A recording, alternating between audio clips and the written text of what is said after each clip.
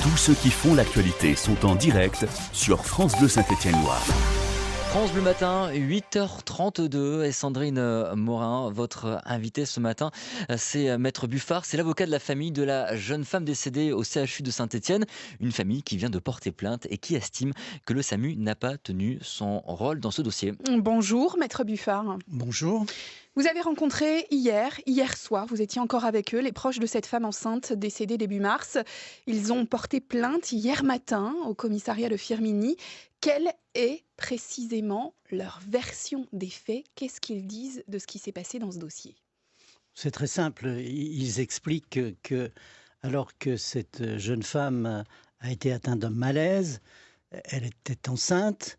Elle a un malaise très sérieux puisqu'elle a des douleurs en particulier dans la poitrine, que c'est une famille où il y a des antécédents cardiaques, donc elle s'inquiète et son compagnon appelle le SAMU, appelle tout d'abord d'ailleurs les pompiers qui tout naturellement l'aiguillent sur le SAMU.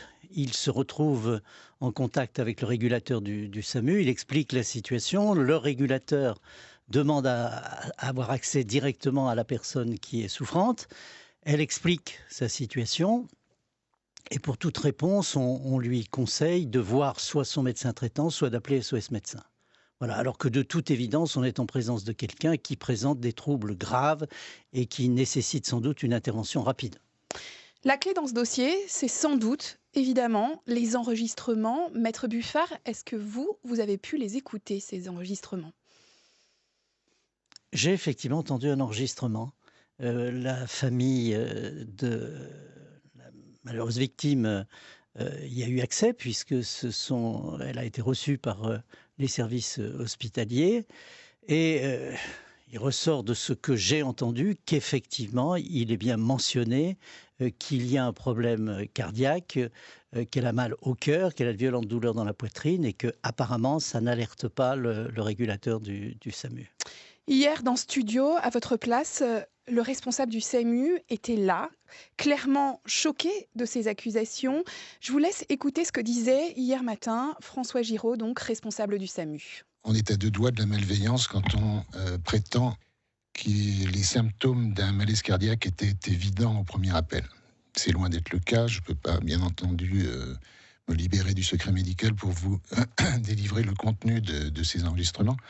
Mais je peux malgré tout vous dire que les éléments décrits dans l'article n'y sont pas.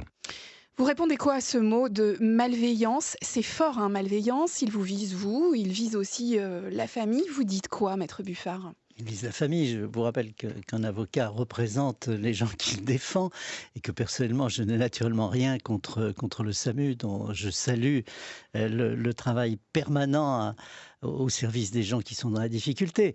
Je dis que ce jour-là, sans doute, il y a eu une mauvaise appréciation de la situation et que contrairement à ce qu'affirme la personne que vous avez eue hier ici, lorsque cette personne et son ami appellent le SAMU, il est fait clairement mention de problèmes qui, même pour un profane, je suis un profane, m'auraient alerté sur la possibilité d'un malaise cardiaque.